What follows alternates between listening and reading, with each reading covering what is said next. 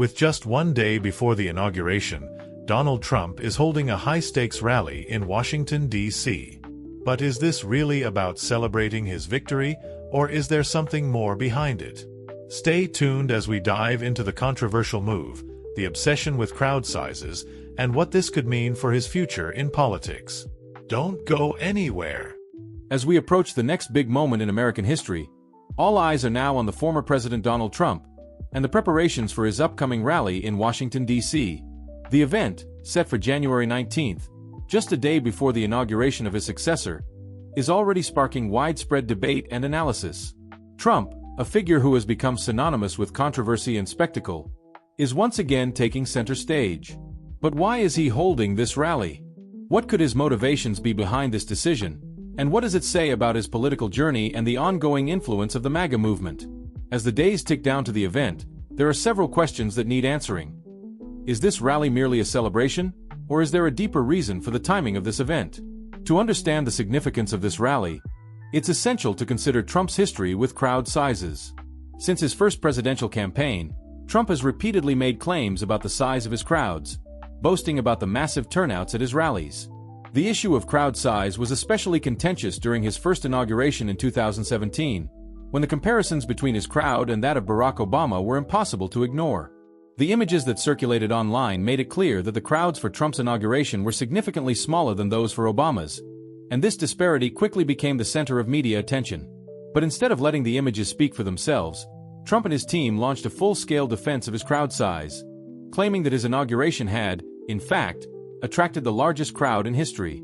This became a significant moment in his presidency, and from that point onward, crowd size would remain a defining issue throughout his time in office. The controversy surrounding the 2017 inauguration quickly became symbolic of Trump's broader approach to politics, one that often prioritized optics over substance. In the aftermath of the inauguration, Trump's press secretary, Sean Spicer, delivered one of the most memorable statements of his career, claiming that Trump's inauguration crowd was the largest ever, both in person and globally.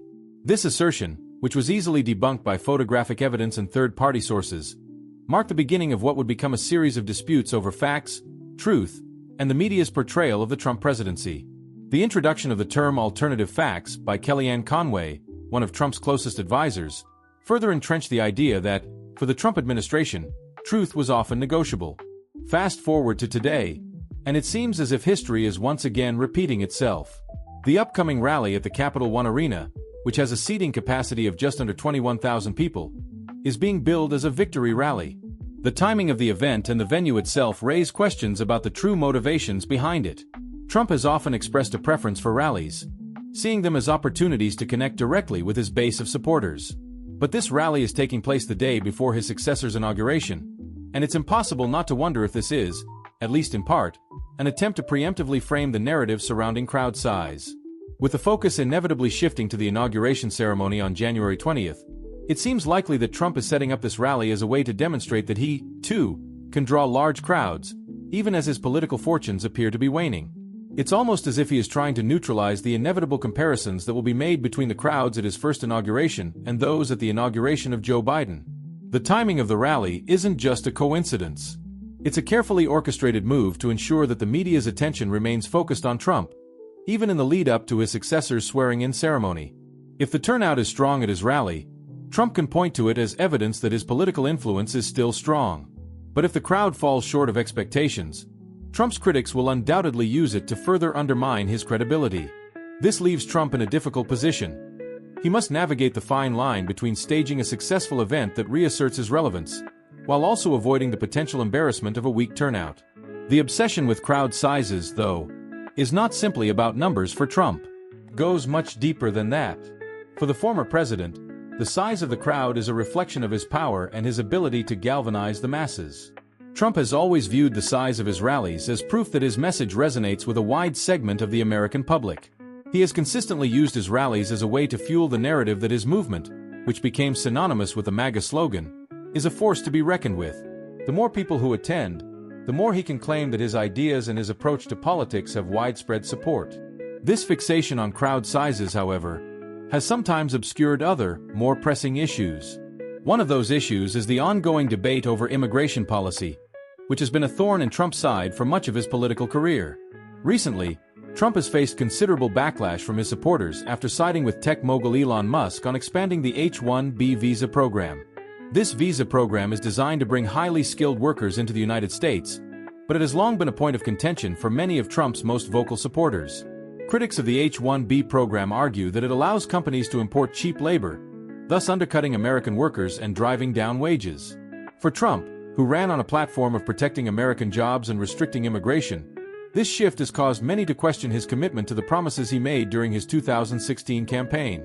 For his part, Trump has defended his stance, claiming that the H-1B program is necessary to bring the best and brightest to the U.S., particularly in industries like tech and engineering. He has argued that expanding the program will help create more jobs and drive economic growth, which is a position that aligns with the interests of many business leaders, including Musk.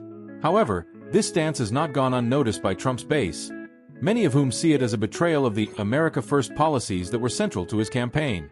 These supporters, who are often skeptical of foreign labor and immigration, view this shift as a sign that Trump may be more focused on catering to corporate elites than on delivering for working-class Americans. This debate over immigration policy is just one of the many divisions within the MAGA movement. The coalition that Trump built in 2016 was made up of a diverse group of voters, ranging from staunch nationalists to economic populists to social conservatives. While the common thread among these groups was their support for Trump, the movement has always been fraught with internal contradictions. The tensions that have surfaced in recent years, particularly over issues like immigration, trade, and corporate influence, are a reflection of the broader challenges Trump faces in trying to hold this disparate coalition together. The rally on January 19th is a symbolic event, one that represents both Trump's attempt to rally his base and his desire to reassert control over the political narrative. But the timing and the optics of the event also highlight the internal struggles that are threatening the unity of the MAGA movement. Can the movement survive without Trump as its unifying figure? If not, what does that mean for the future of American politics? These are questions that will likely define the next chapter of Trump's political career. As we look to the future, it's clear that Trump's political influence is facing significant challenges. Whether or not he can maintain the loyalty of his supporters, especially as the Republican Party looks to the next generation of leaders, remains to be seen. The decision to hold this rally could be seen as an attempt to keep his base energized and engaged, but it also serves as a reminder that Trump's grip on power is not as strong as it once was. In many ways, this rally is a reflection of the broader issues facing American politics today. The polarization that has gripped the country, combined with the rise of social media and the constant cycle of news, has created a political environment in which perceptions often matter more than facts. Trump's rally, his obsession with crowd sizes, and his ongoing battles with the media all point to the larger trend of spectacle over substance.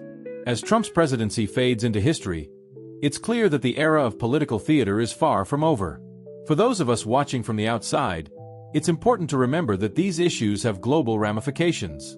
The U.S. is still a key player on the world stage, and the political decisions made within its borders have an impact on economies, alliances, and international relations. As the world watches Trump's next move, we must continue to ask critical questions about the role of spectacle in shaping political discourse. So, as we look ahead to January 19th and beyond, it's essential to stay informed and engaged. The debates taking place within the MAGA movement are a microcosm of the broader struggles facing American politics, and they offer valuable lessons for us all. As we continue to monitor the situation, we invite you to share your thoughts in the comments below. Do you think this rally is a smart political move, or is it a desperate attempt to maintain relevance? How do you think it will affect the future of American politics? Let us know your opinions. And before you go, don't forget to like this video and subscribe to our channel. Your support helps us bring you more of the stories that matter most. We look forward to continuing this conversation with you in the future. Stay tuned for more updates, and as always, stay curious, stay engaged, and stay informed. Thank you for watching.